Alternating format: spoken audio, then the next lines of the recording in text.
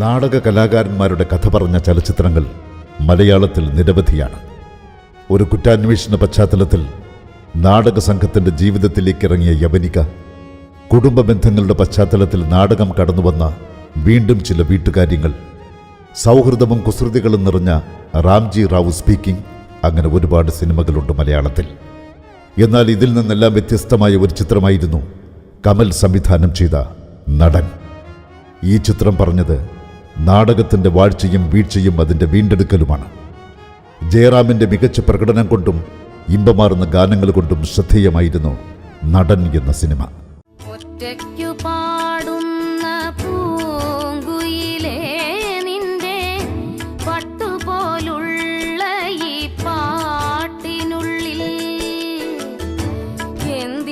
സങ്കടം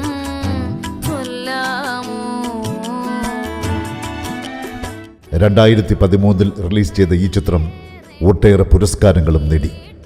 മികച്ച ഗാനരചയിതാവിനുള്ള സംസ്ഥാന സർക്കാരിൻ്റെ പുരസ്കാരം പ്രഭാവർമ്മയ്ക്കും ഡോക്ടർ മധു വാസുദേവനും ലഭിച്ചു.